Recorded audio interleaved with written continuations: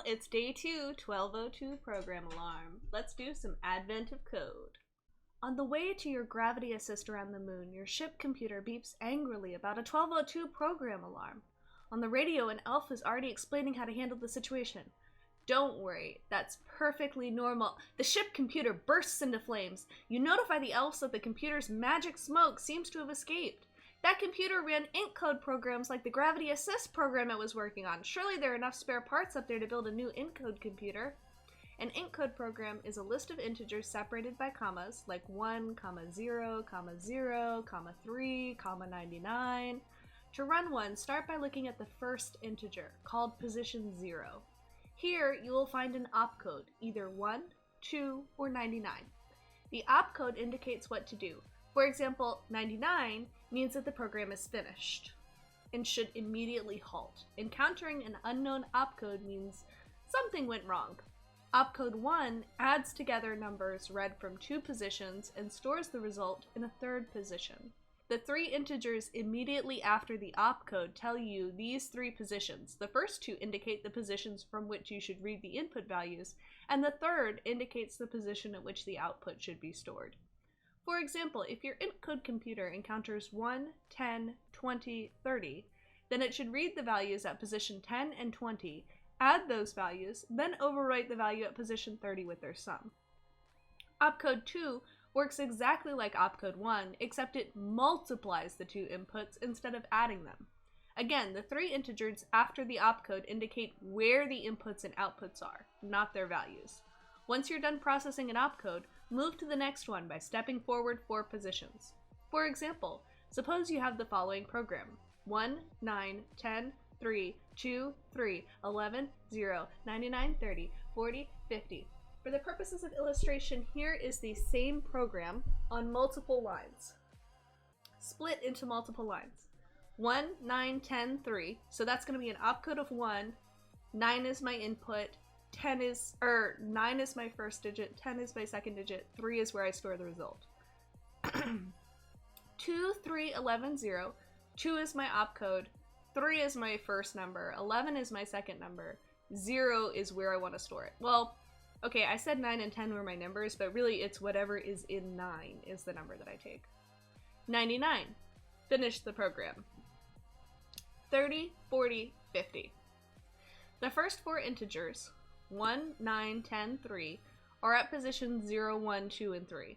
Together they represent the first opcode, 1, addition, and the positions of the 2 inputs, 9 and 10, and the position of the output, 3. To handle this opcode, you first need to get the values of the input positions. Position 9 contains 30, and position 10 contains 40. Add these numbers together to get 70. Then store this value at the output position. Here, the output position, 3, is at position 3, so it overwrites itself. Afterwards, the program looks like this: 1, 9, 10, 70, and that's because for this first one it's addition. 9 and 10 are this 30 and 40. Those get added together to equal 70, and then this 3 is at 0, 1, 2, 3, so that becomes 70. 2, 3, 11, 0, 99, 30, 40, 50. Step forward 4 positions to reach the next opcode, 2. This opcode works just like the previous, but it multiplies instead of adding. The inputs are at positions 3 and 11. These positions contain 70 and 50 respectively. Multiplying these produces 3,500. This is stored at position 0, which means we replace that first number. 3,500, 9, 10, 70, 2, 3, 11, 0, 99, 30, 40, 50. Stepping forward 4 more positions arrives at opcode 99, halting the program. Here are the initial and final states of a few more small programs. 1, 0, 0, 0, 99 becomes 2, 0, 0, 0, 99. 0 in this case is the first position, so that 1 gets added to itself and then stored in that first position. 2, 3, 0, 3, 99 becomes 2, 3, 0, 6, 99. So in this case, that 2 says multiplication, then it says my third position, which is 0, 1, 2, 3, this 3 right here, and then it says right here, take whatever's in 0, and that's the opcode, so that's going to be that 2 again. 2 times 3 is 6, This 3 says store it in 3, and that is 3, so that becomes 230699. 99 means stop the program immediately. 2445990 becomes 24459999801. This 2 is multiply. It takes the number in the 4th position, which is 99, the number in the 4th position, which is 99, and puts it in the 5th position, which is after the 99. 111499 56099 becomes 3011425609. So this 1 right here says addition. It says add 1 plus 1. 1 is in this first position, so that's going to be 2. And then it says to put it in the 4th position. That 4th position is this 99 right here, which is why it continues operating, and it replaces it with a 2, so that 2 becomes the opcode that applies to this 560. So that 5 and that 6 get multiplied because it's got an opcode of 2, and then the 0th position, which is this 1 at the beginning, gets replaced with a 30. Once you have a working computer, the first step is to restore the Gravity Assist program, your puzzle input, to the 1202 program alarm state it had just before the last computer caught fire. To do this, before running the program, replace position 1 with the value 12 and replace position 2 with the value 2. What value is left at position 0 after the program halts? So let me show you what the puzzle input looks like. Puzzle input. So it's a series of comma delimited numbers. I think that our previous solution will work for this. We're just going to use the crack equals split and convert it to an int. Awesome. I'm going to go ahead and save this so I get all my nice syntax highlighting. And this is going to be day_2.rb. We're going to save it. Now the next thing we need to do is we need to create a deliver method. This deliver method is going to take an input. Let's hit end here. And let me make sure that this input is correct. So let me say print input. So what I should see is an array completely full of, I should see an array full of numbers. So let me do Ruby reindeer.rb, and then we're looking for day 2, puzzle 1. Yes. Okay, it failed. Wrong number of arguments given to expected 1. Oh, that's because this now needs to be deliver input puzzle. And since we're doing the first puzzle, we're not going to do anything with this one. Alright, let's run that again. Okay, so it gave me 1. That's not good. That's not good. So let me take a look at reindeer. Deliver, input, nutcracker send, crack, file, day. This should be day2.input.txt. Let's see, so I should be sending my day 2 input, which is this. And instead I got an array with 1 in it. So let me take a look at nutcracker. Yeah, and I've got file.split.map and 2i. Doing is directly outputting over here in day 2. All I'm doing so far is printing the input. So it's good that we identified this one early. Let's go ahead and print file, print input, and see what we have going on here. Alright, let's hop over to Conemu. Hello, Pearl. This is the least convenient time for you to be affectionate. Alright, so let's see. Okay, so this is the file. That makes sense. That's what comes out of crack. And that's what gets sent to the thing. Okay. So let's take a look at why... Let's see. Why file would do that. So let's see.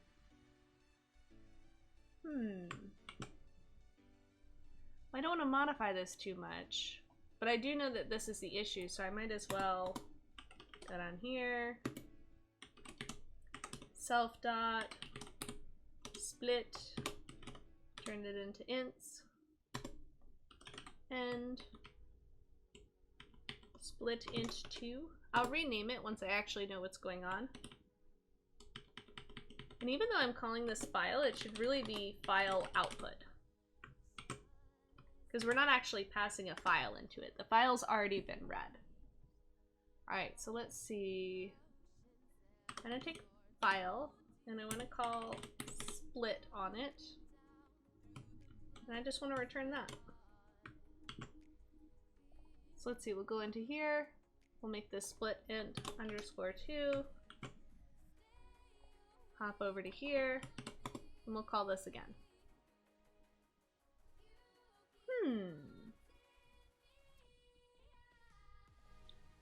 File. Did I save this? I saved this. I saved this. Split int 2. Does it matter whether I call it file or file output? Let's see. Crack file.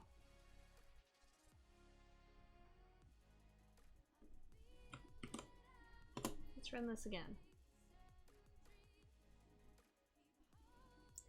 Okay. So we're getting an array that just has this whole string in it. And this string, when I do my and.2i, is what's being converted. Nutcracker.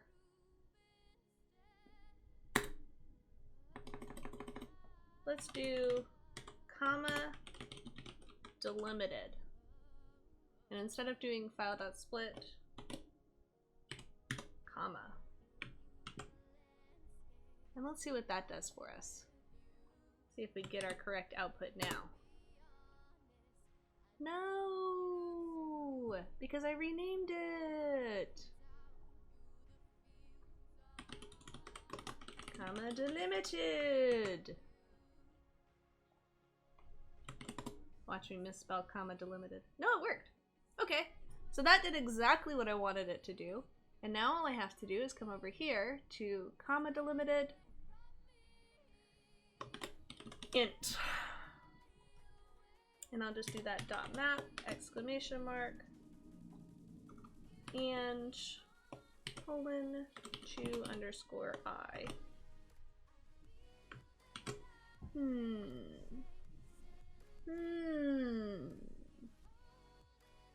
This is starting to feel like an opportunity for a refactor, but let's focus on the present and day 2. What? Oh. I'm missing some parentheses on that. I was too distracted by the fact that there was a juicy refactor there to include my left parentheses.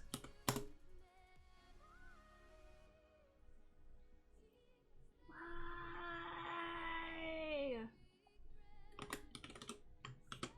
Yeah, definitely an opportunity for a refactor. Because there's two different aspects of it, right? There's converting it into the right format, and then there's splitting it. And this is looking good. The other thing I want to do... Ruby, please don't walk across my keyboard. There we go. And especially don't erase things. Alright, let's run this again and see if it works. Alright, now we've got our parsing done. Let's clear the screen. Looks good. Let's hop over here to day 2 and let's start talking about what we actually want to do here. So the first thing that we need to do when we get our input is we need to say input 0 equals 12.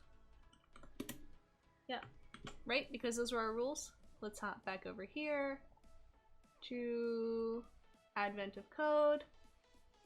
Let's see, before running the program, replace position 1 with value 12 and replace position 2 with the value 2. Okay, so never mind. Replace position 1 with value 12. Input, what was it? 2 equals 2. Cool. Do I have just one output? I have just one output, right? So let's see. What value is left at position 0 after the program halts? Ooh, okay. So then our return is input 0. But then let's see. What do we want to do? It's kind of like it is iterating through each position. I think I want to have something like a def operate, and I want it to take in an index.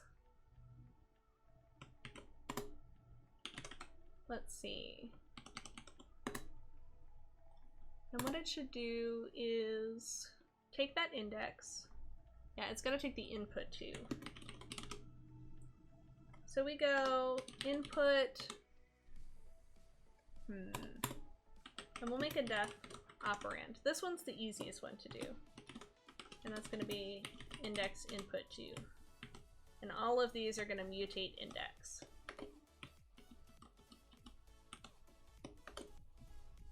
So let's see. I wonder if that would work. I don't think that would work unless I made index like an instance, input like an instance variable, because otherwise these changes that I'm making aren't going to apply to this input. They'll apply to the input that's been passed in here, which is this param, which isn't necessarily like the final input. Unless I return input at the end and pass it out. But let's see, index input. So I have an operand, and I say if input index. Ugh, I don't like the way it does that. I'm gonna change this to I. Index input. Alright, so if input I is equal to 1, yeah. Then what we do is let's see, we get input I plus 1 plus input I plus 2, right? Because that's gonna get my first and second. And we set input, no, because these are actually the locations, right? These aren't the numbers. So this is first. Well, you know what, let's call these A and B because their order doesn't actually matter. And that's a standard practice in programming, is to kind of treat, if you're gonna take two objects and compare or interact with them in some way, to call them A and B. Alright, so A equals input plus 1, B equals input plus 2, and then location equals input I plus 3, right? So then what we do is we take our input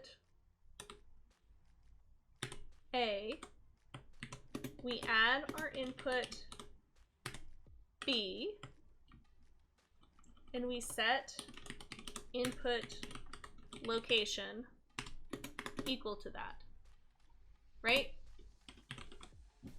Yep. Yep. Now what I want to do is I want to say def,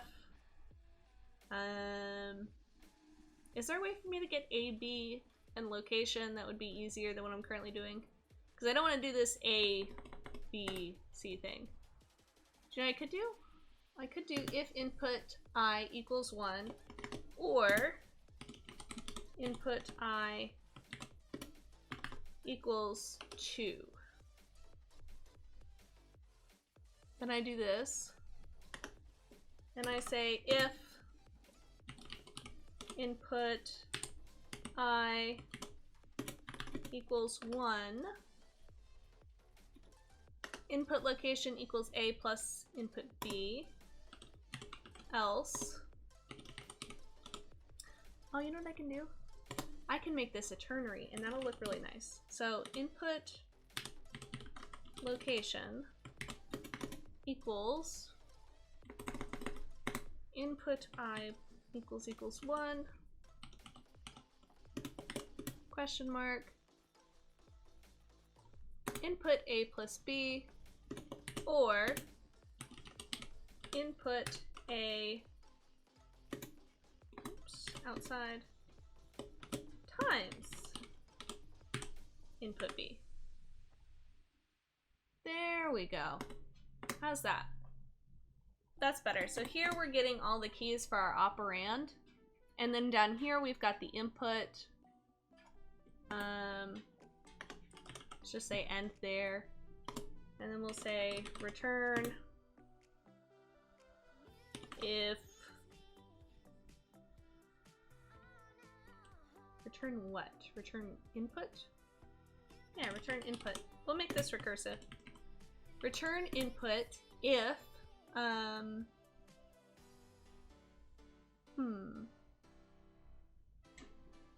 return input if, what is it? Okay, so then we'll say return input if input I equals 99. Yeah, that looks good. And then what we'll do is we'll say operate exclamation mark. Well, I guess it's not an exclamation mark because we're not actually mutating that. We're having to return it each time. So we'll say operate I plus 4, comma, current input. Yeah, and we'll only return if we get to this input I equals 99. Yep, and then this operate just becomes operate, or operand. What can I just call, instead of operate, can I call operand? Do I need this operate? I don't think I do. Yeah, I just pass in my input, I return if I is this, and I keep calling operand. That works. It's not really how I intended to build this, but it works. And I like it. Let's see. Operand 0, comma, input. And we'll return input, so we'll make this input equals operand 0, comma, input. And then we hop into input. Very nice. Looks good to me. All right. Let's test this. Now, I did make something new. I made something called wreath, right? And we're on day 2, and we're on puzzle 1. And what wreath does is I can actually pass an input and it will test it. So I can test this. But the only thing about it is I have to pre-convert the input, which is actually kind of intentional. So in this one, the answer should be 2 that it returns. So let's see.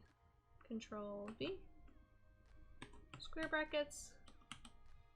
Give me another square bracket. Aw, no implicit conversion of integer into string. So is the problem that it's going to come across as a string? Because what I can do then is I can come across here to wreath, and I can take from reindeer. I can do this nutcracker.send. Yeah, that should work.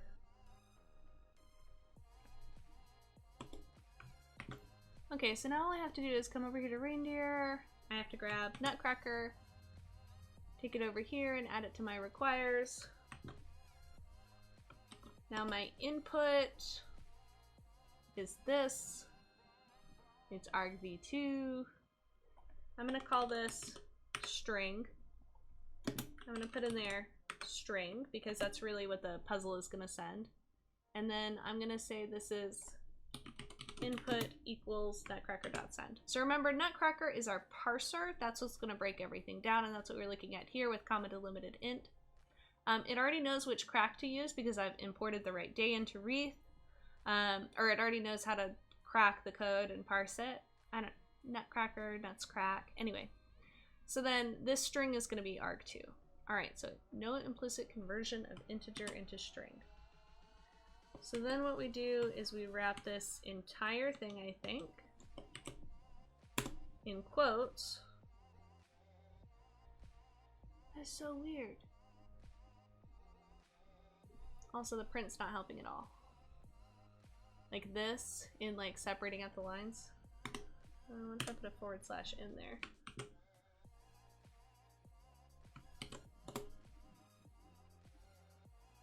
No. How about I put it in double quotes so you interpret it as a thing? Ooh, that looks like it might work. Huh. Well, it puts it on a new line, but this is really bizarre. I have no idea why this is happening. Okay, so I'm sending 10099.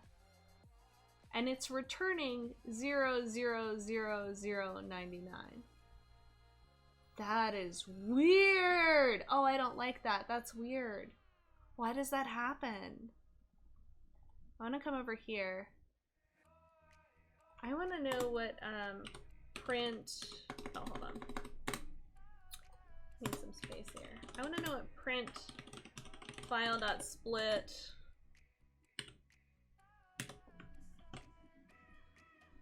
I want to know what that's returning. Because what that should be returning is an array. Okay, so that returns...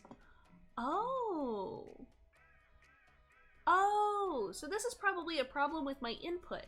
Yeah, because I put the array stuff in there. Oh, so now we understand what's happening.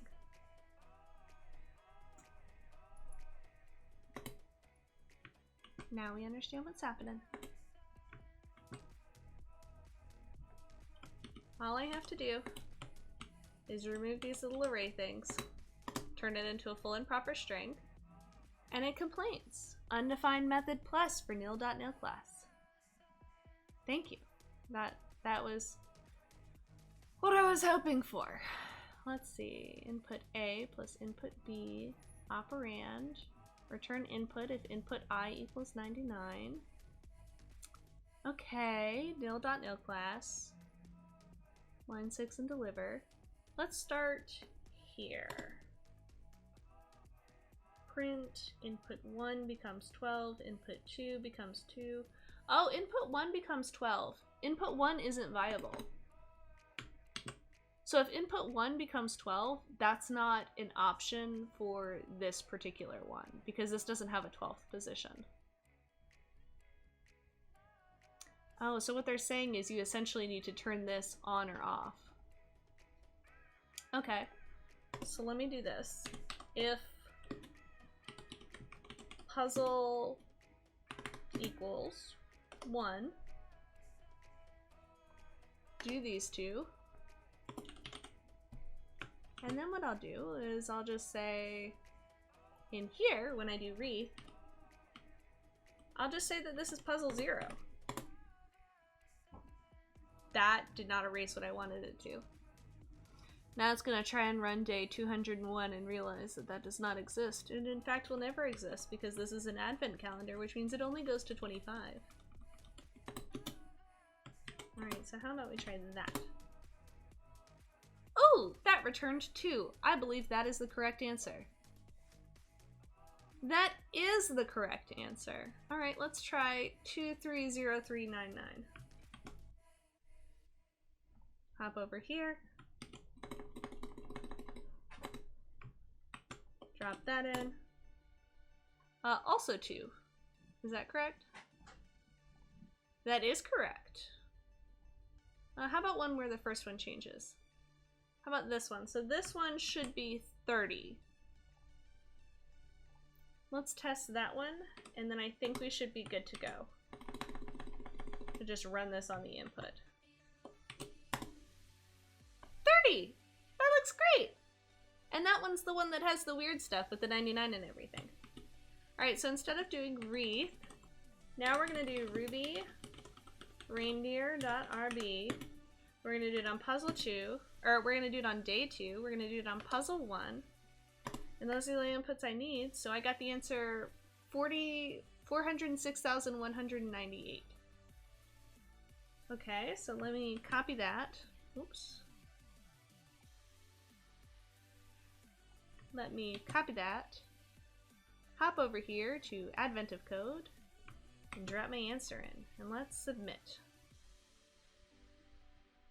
That's not the right answer. Oh.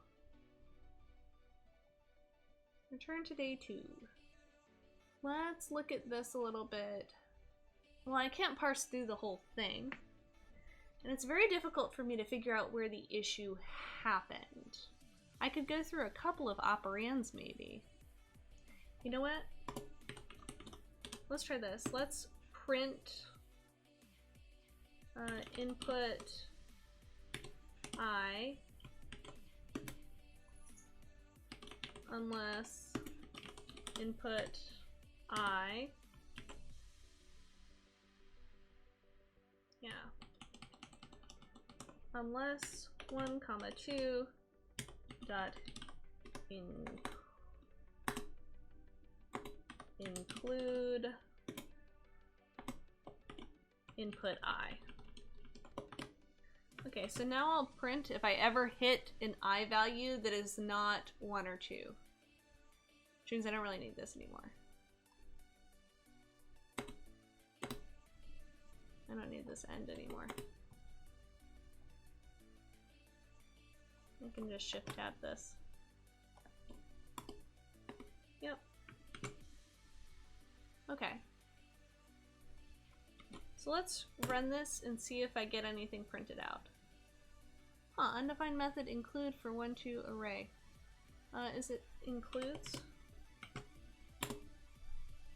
Okay, so I got 406,198. And I got nothing that wasn't a 1 or a 2. Well, I think the only thing left is to start printing some of these inputs and changes, right? Yeah. Print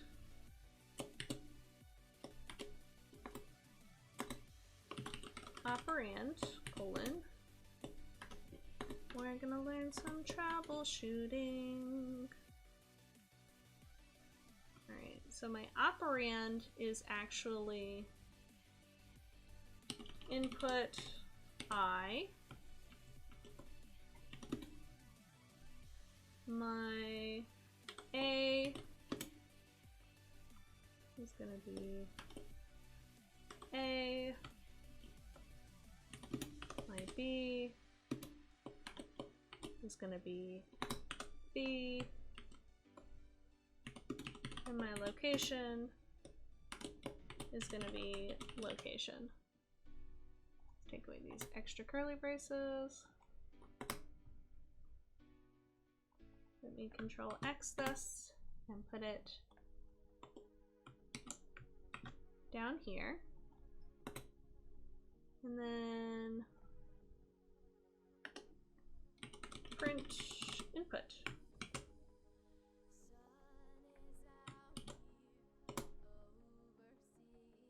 Okay, so that was interesting. I think I'm gonna need some new lines.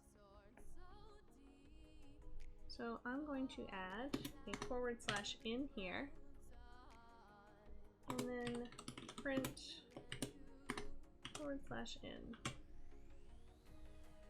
So let's try that again. Yep, there's our series of operations. So let's... Did this just fill my entire console? No, it's just slow now. It's just really slow now. We're not going to go through all of these. What we're going to do is we're going to look through some of them and figure out what's happening here. So let's see. We have an operand of 1, an A of 0, and a B of 0. That should never happen. That should never happen because our, let's see. Yeah, we should have 12 and 2 as the first one. So why would my input here? Yeah, let me print input. I'm gonna copy out this. Copy out this. Is the problem legit that 12 and 2 is missing? Hang on a second. Hang on a second. The 12 and 2 are missing! What is this nonsense?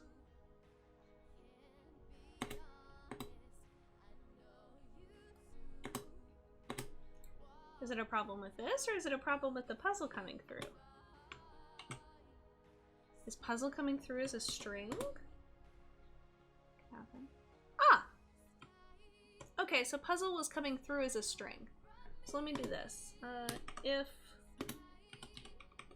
puzzle equals 1. Do this. So that was a new discovery. Arguments always come across as strings. Good thing to keep in mind. I probably don't need this stuff, but I'm gonna leave it until Advent of Code says that I got it right. Okay. That begs the question of how did my last one work?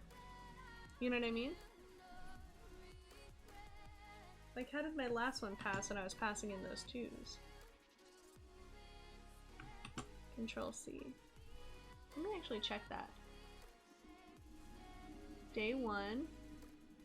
Yeah, I was doing if puzzle equals... Oh. I was no... Yeah. I never tested that puzzle 1 still worked. Alright, so I'm looking for this number. Copy it. And I'm coming over here. I'm gonna submit it. Yay! That's the right answer. You are 1 gold star closer to rescuing Santa. Continue to part 2. Good! The new computer seems to be working correctly. Keep it nearby during this mission. You'll probably use it again. Real ENCODE computers support many more features than your new one, but we'll let you know what they are as you need them. However, your current priority should be to complete your gravity assist around the moon. For this mission to succeed, we should settle on some terminology for the parts you've already built. ENCODE programs are given as a list of integers. These values are used as the initial state for the computer's memory. When you run an ENCODE program, make sure to start by initializing memory to the program's values. A position in memory is called an address. For example, the first value in memory is at address 0. Opcodes like 1, 2, or 99 mark the beginning of an instruction. The values used immediately after an opcode, or if any, are called the instruction's parameters. For example, in the instruction 1, 2, 3, 4, 1 is the opcode. 2, 3, and 4 are the parameters. The instruction 99 contains only an opcode and has no parameters. The address of the current instruction is called the instruction pointer. It starts at 0. After an instruction finishes, the instruction pointer increases by the number of values in the instruction. Until you add more instructions to the computer, there is always 4, 1 opcode plus 3 parameters for the add and multiply instructions. The halt instruction would increase the instruction pointer by 1, but it halts the program instead. With terminology out of the way, we're ready to proceed. To complete the gravity assist, you need to determine what pair of inputs produces the output 19690,720. The input should still be provided to the program by replacing the values at addresses 1 and 2, just like before. In this program, the value placed in address 1 is called the noun, and the value placed in address 2 is called the verb. Each of the 2 input values will be between 0 and 99. Inclusive. Once the program has halted, its output is available at address 0, also just like before. Each time you try a pair of inputs, make sure you first reset the computer's memory to the values in the program, your puzzle input. In other words, don't reuse memory from a previous attempt. Find the input noun and verb that causes the program to produce the output 19690,720. What is 100 times noun plus verb? For example, if noun equals 12 and verb equals 2, the answer would be 1202. Although it hasn't changed, you can still get your puzzle input. Hey, sweetheart.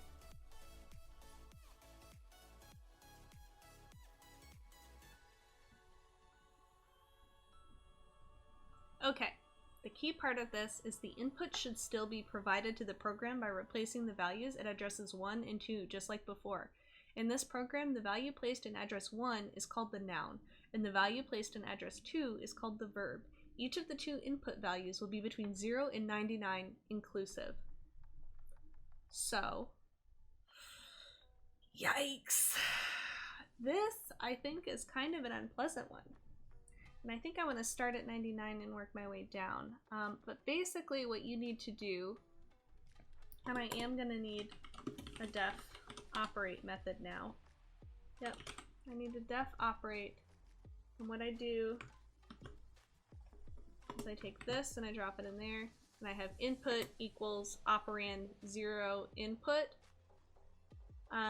These changes though to input are what changes based on the puzzle.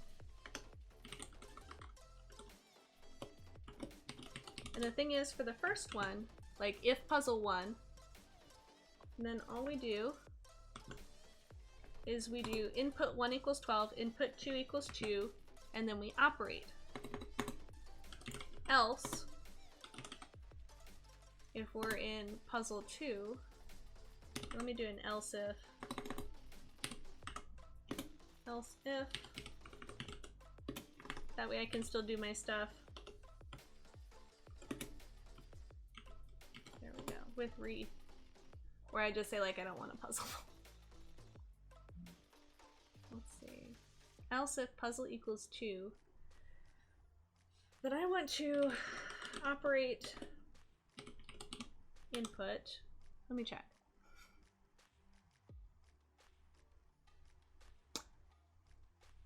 Okay, so find the input noun and verb that causes the program to produce the output 1900, and then what is 100 times noun plus verb? Okay, so that's a weird one. But I guess I'll just return that then.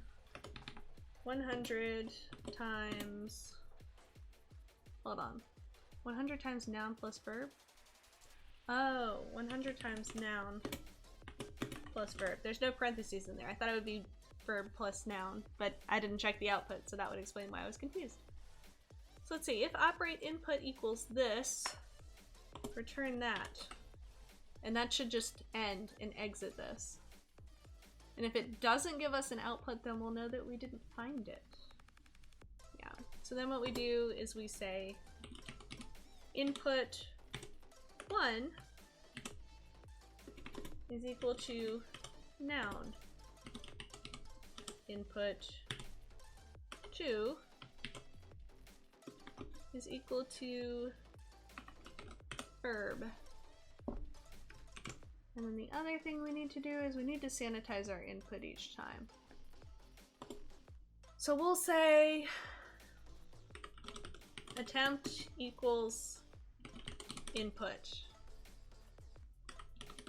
Attempt 1. Attempt 2. And then we'll run it on attempt. And that's gonna preserve our input. Yep. Alright, cool. I don't really have any inputs and outputs. So I guess I just have to kind of test this. Right? Like I don't have any input-output pairs for this one, so there's nothing I can do with Wreath. So I guess it's just time to run Ruby Reindeer 2.2. It returned 99 to 0. That's not a great sign. It's also not very helpful. Let me see. If I get down to here, return not found. How about that? Not found. Alright, that's much more helpful. Let's do print /in. Right now what I want to do is I want to confirm that I'm iterating through all of my nouns and that I'm not missing something. Like that I haven't screwed up how I built the range. So let's see. Not found, and I did not go inside this. Okay. So this does have to be 0 to 99. So it is an issue with the range. 0 to 99. Ugh. I kind of hate starting at 0 though. Let's see. Okay, so now we got a failure. Deliver each operand undefined method star for nil class. Oh! Well, that's delightful. So I guess now what we gotta do is some error catching, right? Because what we may do, because we're just changing out this first record, is we may create an invalid input. Right? Well, hang on a second. Why did I still not print out my nouns? Oh, because 0 is an invalid one. Okay. Alright, so let's see. Let's say if input A, so that's going to say if input A exists and input B, we do this input location. I think our other option, our else there, we return false. There's actually a nicer way to do this. Return false unless input A and input B. And I'm gonna keep them in the parentheses. That way yeah.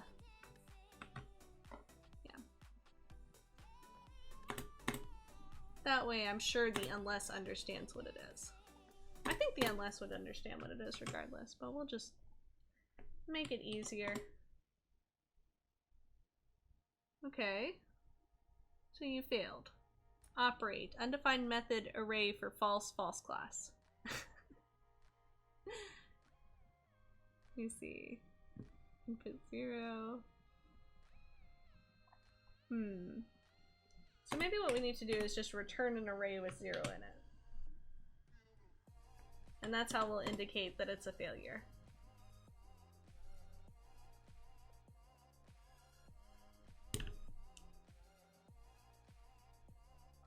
Oh, it's running much longer now. I think that means we're actually getting into it. I'd have to put back that print statement to be sure, but I'm pretty sure this means that we're actually running. I really don't like doing it this way because what we basically have is a recursive algorithm that's built into... Did this return nothing? No, it did a traceback. Big num too big to convert into long. Ugh, what did you hit there? Yikes. Okay. And that's on line 34. Yeah. So one of these input A's times input B's must have been too large. Okay, so here's what I'm thinking. I don't know what's going on. I'm going to print my my noun and my verb. That way I can go look into it and I can see more information about what's happening and how to prevent it. Let's try noun, space, verb.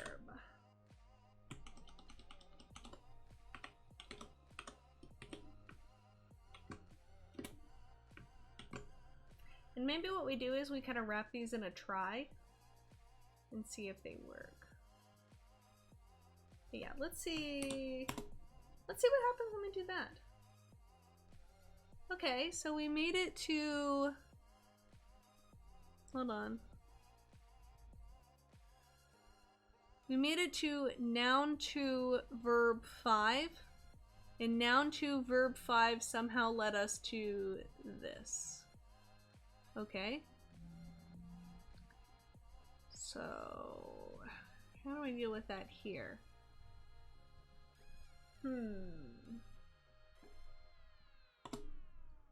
I could do a... Let's see.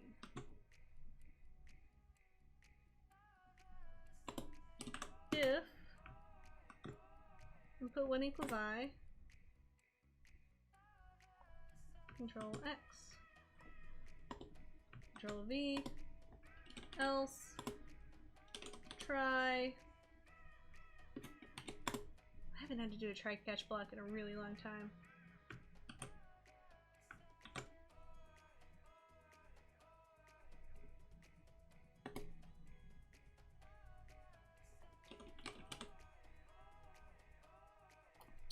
Can actually take something like this, input location, and you can set it equal to the result of an if statement. Put an end there. Let me go look at try catch Ruby. Let's see, what do we have here? Begin, rescue, end. Okay. Begin, rescue, end. That's what it's called.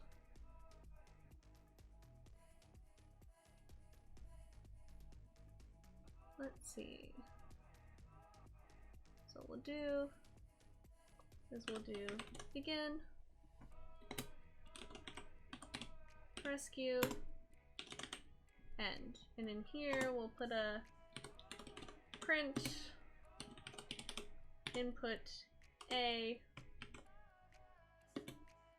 input B, excuse me. And put quotes around these. We'll do new line. Give it some space. I thought I gave... No. I was going to give these some space too, but I didn't. Why don't we try that again? That's interesting. So it wasn't this one? I mean, I guess it could be either, right?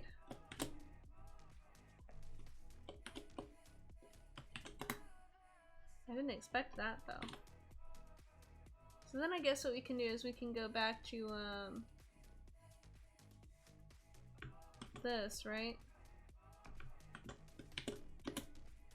If it's the addition and not the multiplication.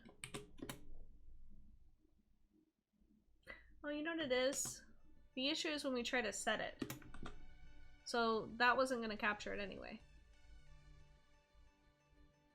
Yeah, and then we'll take input location equals this. And I also want to know what the operand is.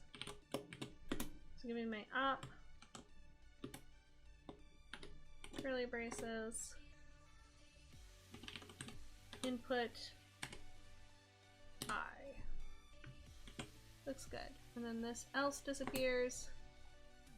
This end disappears. This whole block gets shift tabbed.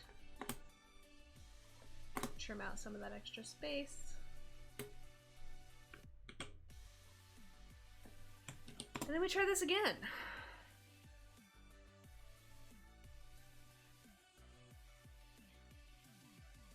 I thought I put that on the rescue. Why am I seeing it for all of these? Yikes, look at these numbers we're getting. They're huge. But it's running past all of them. Let me see this. Oh, is that because these are finishing? And then it was not found anyway. I guess I can try output equals operate attempt. Can print, oops, no parentheses. I can print operate, or no wait, I can print output. And if my output is equal to that crazy number, output. And I return 100 times noun plus the verb. Attempt 1, attempt 2, attempt equals input. We don't modify input. Okay, we don't modify input.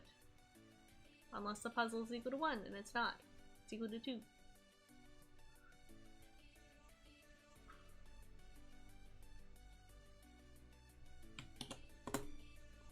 Look at how huge these numbers get. This is every time it fails. Like every time it dies. That's crazy. What if we do that thing where we, what was it? We did return 0 unless input A and input B. What if we do that thing where we return 0 unless, what is it? Input I. Yeah, this is the includes, isn't it? Return 0 unless 1, 2 dot include. Yeah. Is this the problem? Input I. Because if we get to a non-functional operand, that's when we know that we've screwed up. So let me try that. Like, maybe that's what's happening, is it's running through these and— oh, yeah, that helped a lot. Yeah, now it's finding that it failed very quickly. Oh, nice. I'm gonna have to check that this includes everything. Let's see, there's 99, 98, 97, 96, 5, 4, 3, 2, 1. Yeah, so that goes 0 to 99 on all of these, and this never hit that output. Oh, every single one of these had an output of 0. So every single one of these errored at some point. What about 212? That one should have still completed, right? So this is interesting. 212 right here, this noun verb thing. This is the one that we're running, isn't it? Oh no, we're running 12.2. Okay, so let me see 12.2. Because 12.2 should pass. We know 12.2 passes. Huh. What do I change though? So let's see. Come on, scroll, scroll, scroll, scroll, scroll, scroll, scroll, scroll, scroll, scroll, scroll, scroll. Okay, so 12.2 does not pass. Okay. Okay, now we're getting somewhere. Now we're getting somewhere. Alright, so let me see. Let me do operate. And what I'm gonna do is I'm gonna pass in noun, comma, verb. Right? And then what we're gonna do is we're gonna take these two. Input 1 equals noun. Input 2 equals verb.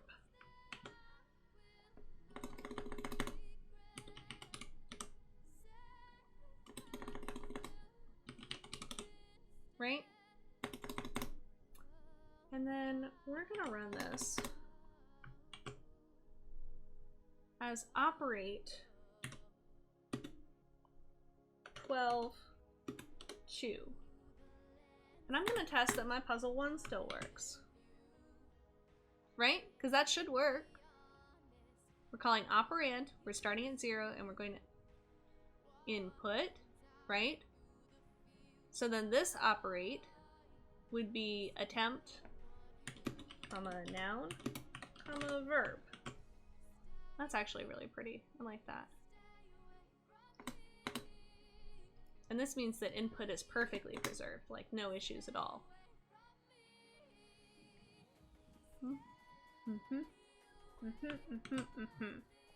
So if I come over here, and I scroll all the way to the bottom, and I call, click, Ruby Reindeer 2-1. I get the correct answer. No problem. No problem whatsoever. Now if I call 2-2, okay. Oh, it's looking for an attempt. I don't have an attempt anymore. I have an input. Alright. Everything fails. Including 12-2. Huh.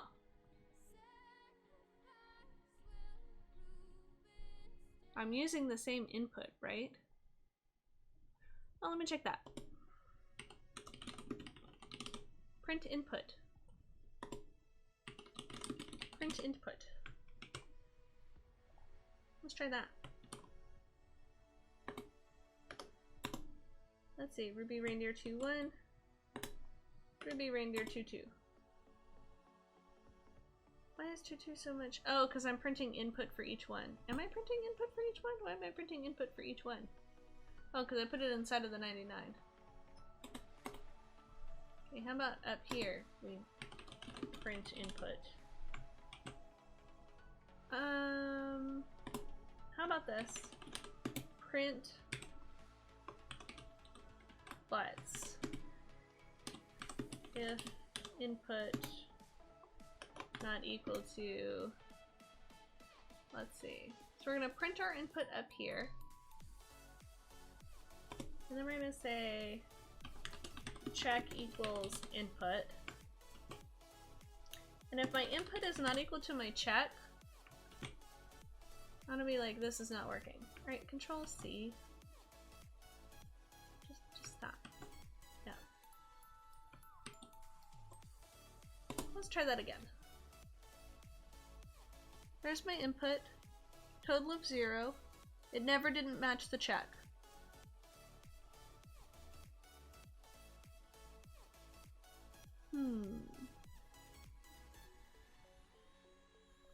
Input 0 is always 1, right? No. Input 0 is getting modified. How about print butts if input 0 is not equal to 1? So is this a referential thing? Ah, but dang it. All right, so that is what's happening. Like our input isn't being preserved. Okay. Okay. I see how you operate. Pearl, please don't step on my desk. I'm trying to figure out how to stop this thing. Okay. Well, how about this? Instead of changing input 1,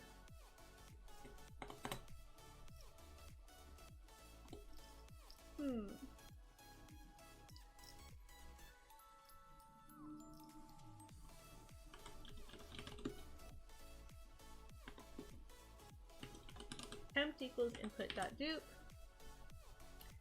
And I modify this, this,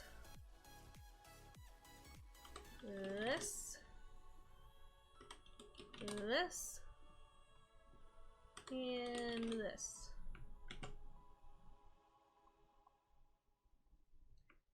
What if I do all of those changes? And where I call operate, I just do input.dupe. I still wanna, well, let's run this. Yes! Oh yes! Finally it works! It works! Unfortunately my print made it impossible to tell.